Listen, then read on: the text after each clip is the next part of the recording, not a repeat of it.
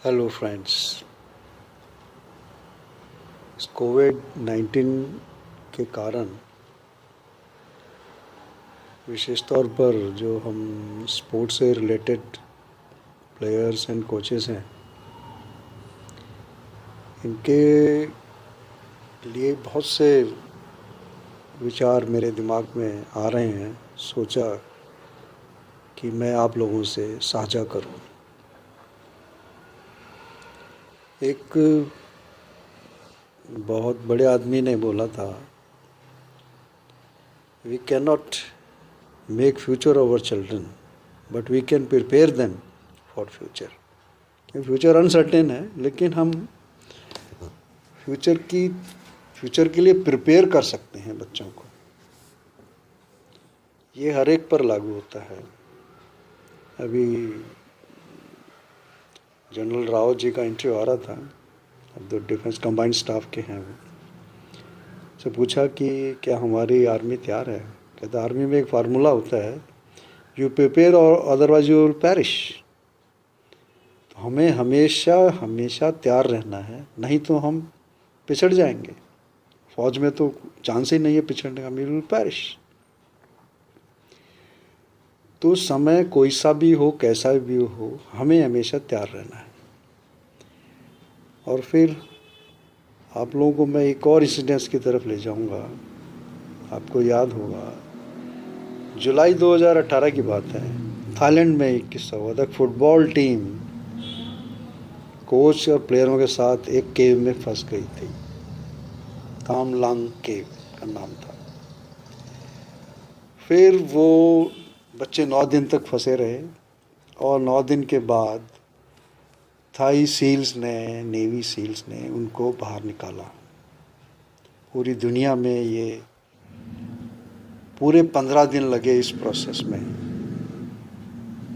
सब ने कहा जी क्या क्या टेक्नोलॉजी इस्तेमाल करी, ये वो, मतलब बहुत सारी टेक्निकलिटीज़, पूरे विश्व का सेंटर वहाँ बना। सब ने अपना अपना योगदान दिया और बच्चों को बाहर निकालना। जब सब कुछ हो गया तो एक एनालिसिस हुआ कि ये पॉसिबल कैसे हुआ। लोगों ने कहा कि पहली बात तो ये है कि 9 दिन तक वो बच्चे घनघोर अंधेरे में रहे। उनको ये भी नहीं पता था कि बाहर कोई हमें ढूंढ रहा है। उनके पास बर्थडे स्नैक्स थे, बस, दैट्स ऑल। कंप्लीट अंधेरा, पानी चढ़ रहा है, उनको कुछ नहीं पता था हम बचेंगे कि नहीं बचेंगे। लेकिन 9 दिन तक उन्होंने अपनी मेडिटेशन, कामनेस, रिजर्वनेस कोच के साथ उन्होंने की। अगर वो नहीं करते तो क्या ये टेक्नोलॉजी सक्सेस हो पाती। और उसके साथ साथ जब बच्चे मिले उनको, उन्होंने देखा, दे आर ऑल हैप्पी। उन्होंने कोई क्रेजीनेस नहीं दिखाई, कुछ नहीं दिखाया। मैं आपको बताऊं, स्विमिंग में लाइफ गार्ड होते हैं, उनको एक स्पेशल ट्रेनिंग होती है। अगर कोई बच्चा या कोई आदमी डूब रहा है तो वो कैसे निकाले उसको, क्योंकि जो डूबने वाला आदमी होता है झपट लेता है, उसको भी डुबो देता है जो बचाने। उसका एक स्पेशल टेक्निक है, दूर से रह के उसको बाल से कैसे पकड़ के बाहर लाता है। तो ये नेवी सील्स ने कहा ऐसा कुछ बच्चों में हमें नहीं दिखा, ना कोई एक्साइटमेंट थी उनकी, कुछ नहीं थी। दे वर सिटिंग कामली 9 दिन तक कंप्लीट अंधेरे में। और उसके साथ एक और बात देखिए, जब रेस्क्यू ऑपरेशन शुरू हुआ, पेरेंट्स को पता लगा, पेरेंट्स ने, सब ने कहा, कोच ने भी कहा, आप किसी बच्चे का नाम डिस्क्लोज नहीं करेंगे कि पहले नंबर पर कौन आया, दूसरे पे कौन आया, तीसरे पे कौन आया, क्योंकि एक पैनिक क्रिएट करता है। और पेरेंट्स ने ये माना। तो क्या बात हुई, 9 दिन तक पॉजिटिव रहे, अपने आप को डिसिप्लिन रखा, मेडिटेशन जो भी उन्होंने किया, जो था उसी में उसने गुजारा किया, और क्रेजी नहीं हुए। कौन पहले जाएगा, कौन बाद में आएगा, कोई झगड़ा झंझट नहीं हुआ। सो ये कंक्लूड किया गया, it is the sum of these non technical elements that complements the technical skill. नहीं तो टेक्निकल स्किल काम ही नहीं आती अगर ये नॉन टेक्निकल स्किल यूज़ नहीं हुई होती। नॉन टेक्निकल स्किल क्या थी कि भाई शांत बैठना है, आपको उम्मीद है, पॉजिटिव रहना है, आपको हमने बचना है, हमने जाना है। और जब उम्मीद जाग गई कि हमने जाना है तो उसमें भी हड़बड़ी नहीं करी, हम सब जाएंगे, इकट्ठे जाएंगे और तब नाम डिस्क्लोज होगा। वो एक को निकालते थे, उसको हॉस्पिटल ले जाते थे, बताते नहीं थे कौन बच्चा आया, और ना ही पेरेंट्स ने कहा बोला ठीक है। तो ये हम फिर अब कोविड-19 पर आते हैं। वैसी भयंकर सिचुएशन तो नहीं है, लेकिन एक शेड्यूल है हमारा कि हमने अब फ्यूचर की तैयारी करनी है। और देखिए इसमें मज़े की बात क्या है, जब नॉर्मल कंडीशंस थी तो हमारा टाइम टेबल कौन डिसाइड करता था?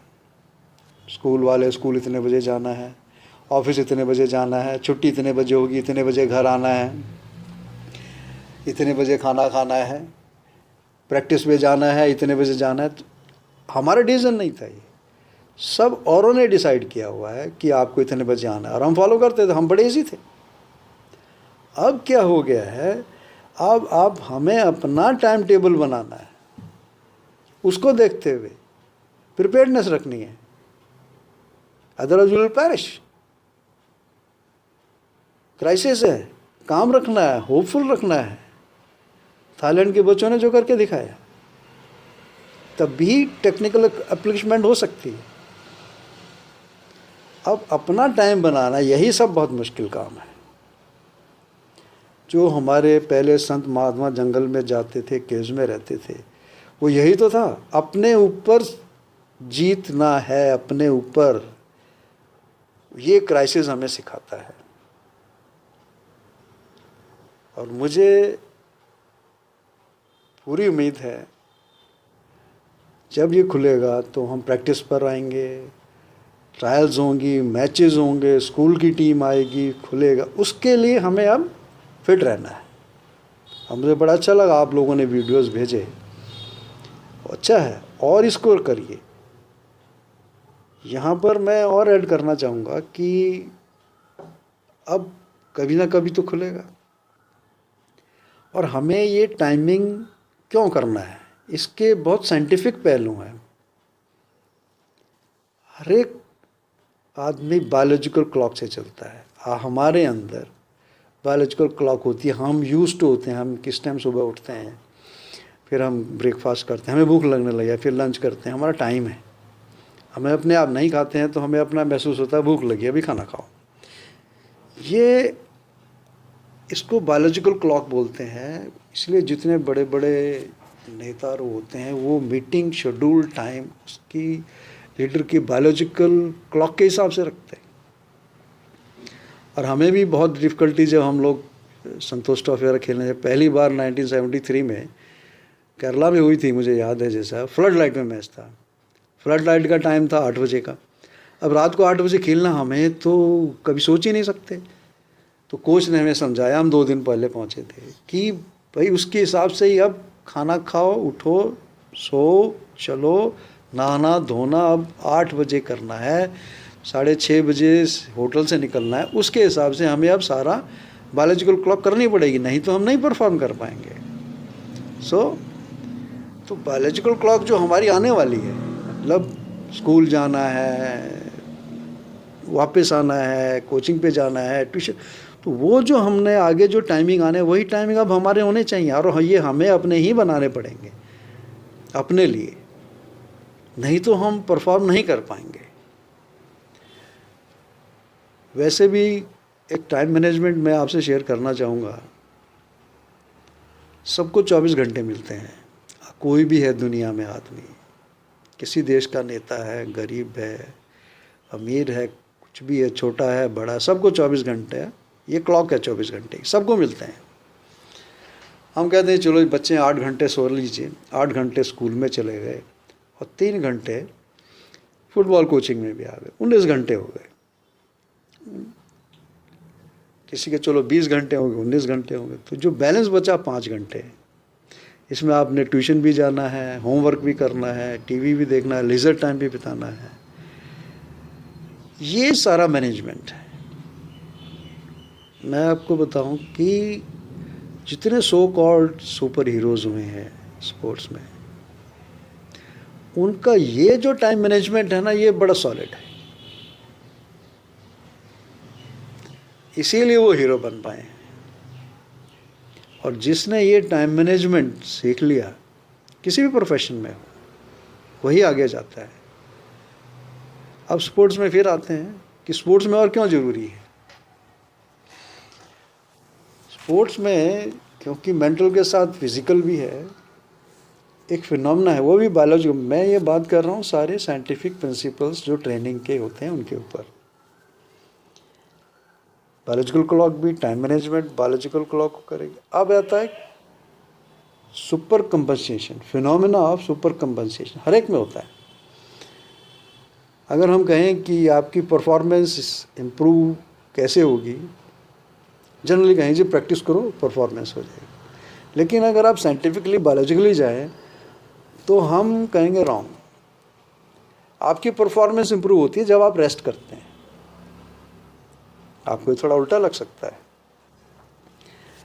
फिनोमेना सुपर कंपनसेशन एक बायोलॉजिकल प्रोसेस है। आज आप, अगर हम समझने के लिए सीधा एग्जांपल लें, आज एक बच्चा 50 kg वेट उठाता है मान लीजिए, वो प्रैक्टिस करता है, फिर 60 उठाता है, 70 उठाता है। इम्प्रूवमेंट कैसे होती है? इम्प्रूवमेंट ऐसे होती है कि मान लीजिए उसने 10 यूनिट एनर्जी खर्च करी ट्रेनिंग में, फिर वो गया रेस्ट करा। अगले दिन जब वो फ्रेश होके आता है तो उसकी बॉडी में सुपर कंपन 10 यूनिट एनर्जी खर्च करी तो 12 कर सकता है अगले दिन, क्योंकि उसने रेस्ट किया। रेस्ट में प्रोसेस हार्मोन्स, पूरी बायोलॉजी है इसमें, वो उसको बॉडी को रेडी करती है टू हैव मोर लोड। इसीलिए उसकी परफॉर्मेंस बढ़ती है धीरे धीरे, एक दिन में नहीं, कंटिन्यूस प्रोसेस में ये बढ़ती है। यही फ़र्क है एक लेबर में और एक स्पोर्ट्समैन में। लेबर भी सारा दिन काम करता है लेकिन वो इतना तगड़ा परफॉर्मेंस नहीं दे सकता है, जबकि फिजिकल डिमांड ज़्यादा है, लेकिन वो उसको रेस्ट नहीं है। जो सुपर कंपनसेशन होना है वो रेस्ट के टाइम में होता है, जिसमें रेस्ट है, डाइट है। इसीलिए जो परफॉर्मर होते हैं, अब जैसे हम कहते हैं कि ट्रेनिंग करी या कूल डाउन, हम भी वहाँ कूल डाउन कराते हैं, फिर कहते हैं कुछ खाइए एनर्जी मिलेगी और रेस्ट करिए। उसके बाद बहुत सारे टैलेंटेड इंटेलिजेंट बच्चे हमने देखे हैं, प्रैक्टिस करी, सीधे पिक्चर देखने चले गए, दोस्तों के साथ तफरी मारी। एक तो उन्होंने स्टडी का टाइम लॉस किया, दूसरा रेस्ट नहीं किया, तो परफॉर्मेंस नहीं बढ़ेगी। अगले दिन जब वो प्रैक्टिस करने आएंगे तो धीरे धीरे क्या होगा, वो लोड बेयरिंग कम हो जाएगा उनका, क्योंकि उन्होंने रिकवरी नहीं करी तो सुपर कंपनसेशन में नहीं आएंगे। सो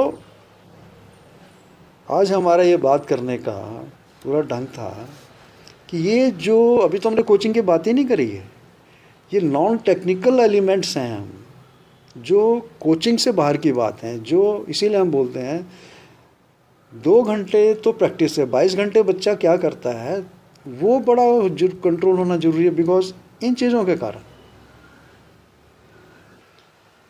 उसका बायोलॉजिकल क्लॉक डिस्टर्ब हो जाएगा, हमने तो सुपर कंपनसेशन नहीं आएगा, फिर टाइम मैनेजमेंट नहीं करेगा, स्कूल में नहीं जाएगा, सोएगा नहीं तो फिर स्कूल नहीं जा पाएगा, स्कूल नहीं जाएगा तो पढ़ेगा नहीं, फेल होगा, पढ़ाई छूटेगी। तो ये सारा management is a balance activity. और मुझे उम्मीद है कि आज के इस हमारे डिस्कशन से आप लोग थोड़ा इस पे विचार करेंगे, और जो अब आने वाला टाइम है उसी में आप सोचिए कि मुझे स्कूल जाना है, उसी टाइम उठना है, उसी टाइम ब्रेकफास्ट करना है, उसी टाइम फिर पढ़ना है। अभी हाई टाइम है आपके लिए, सब स्कूल के बच्चों के लिए, कि अपना स्टडी पे पूरा ध्यान रखें। और बॉल के साथ ज़्यादा एक्सरसाइज नहीं हो सकती घर में, कोई बात नहीं है, उतना फ़र्क नहीं पड़ेगा, लेकिन आपकी जो मसल्स की टोनिंग है वो कम नहीं होने चाहिए। क्यों? आप जब प्रैक्टिस करने आएंगे लोड बढ़ेगा तो क्रैम्प्स आएंगे, इंजरी के ज़्यादा चांसेस होंगे। तो इसीलिए आप अपने स्ट्रेंथनिंग, फ्लेक्सिबिलिटी और एजिलिटी एक्सरसाइजेस कंटिन्यू रखिए। और पेरेंट्स से रिक्वेस्ट है उनके साथ इन्वॉल्व हुई है, आप भी इसको एंजॉय करिए, आप भी अपनी फिटनेस पे रखिए। मुझे पता है आप बहुत अच्छे, कई बहुत अच्छा खेलते हैं और ये टाइम है कि अब अपने आप से, मेरे सारा प्रॉब्लम है कि अपने आप से अपना शेड्यूल बनाना है, यही सबसे डिफ़िकल्ट काम होता है। लेकिन अगर हमें प्रिपेयर करना है तो ये काम हमें करना पड़ेगा। मुझे उम्मीद है बहुत सारे क्वेश्चंस होंगे, आप बिल्कुल फ्रीली, कोई क्वेश्चंस हैं, कुछ अपने वीडियोस हैं आप डाल रहे हैं, इसको और डालिए।